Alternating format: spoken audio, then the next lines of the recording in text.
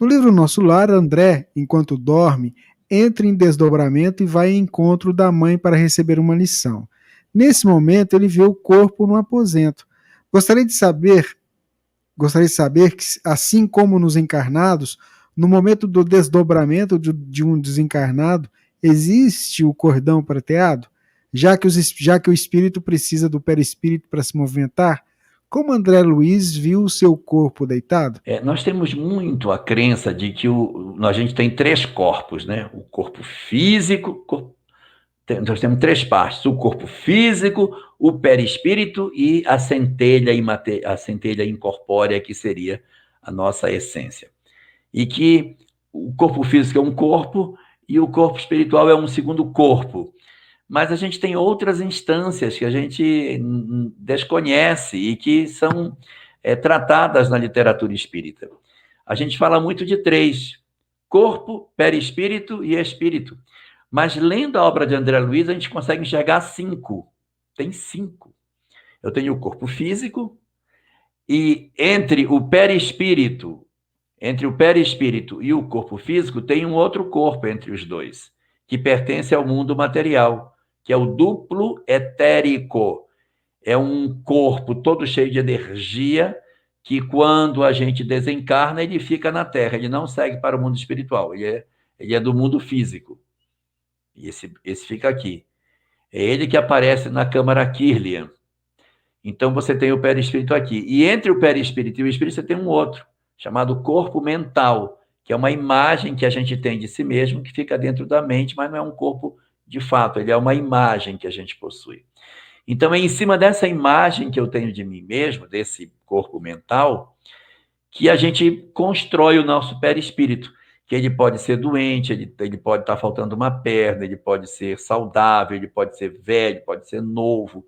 A gente pode ter características desta existência ou de outra existência, apresentar uma forma mais animalesca ou não.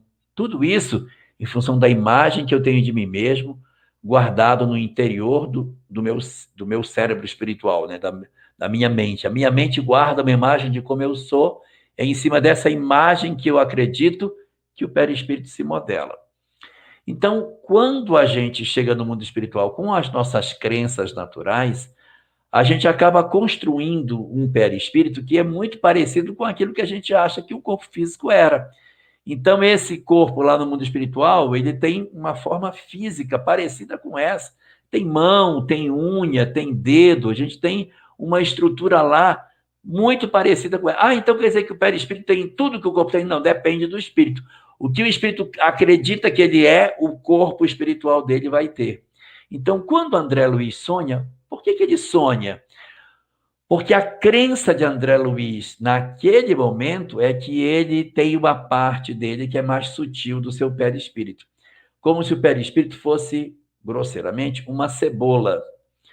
Então, ele tira uma parte mais externa que fica, e o âmago dessa cebola, como se fosse mais sutil, sai e se desloca com mais facilidade. Ele criou dentro dele essas crenças, então ele tem uma instância do seu perispírito que ela é mais diáfana do que o perispírito como um todo. Quando ele dorme, a parte mais grosseira do perispírito fica, e uma parte mais sutil do perispírito se desprende, enxerga a parte grosseira do perispírito dormindo, aquela casca constituída de fluidos mais pesados, e uma forma mais diáfana sai, vive experiências do mundo espiritual e retorna para tomar de novo assento nessa parte mais grosseira, pelos vínculos que existem entre elas, os laços fluídicos que, é claro, existem ligando a parte que saiu com a parte que ficou. Mas isso é por conta do quê? Das crenças que cada um de nós faz sobre o que seja a vida e os nossos corpos, e desenhamos perispíritos que são alinhados com a nossa visão de vida.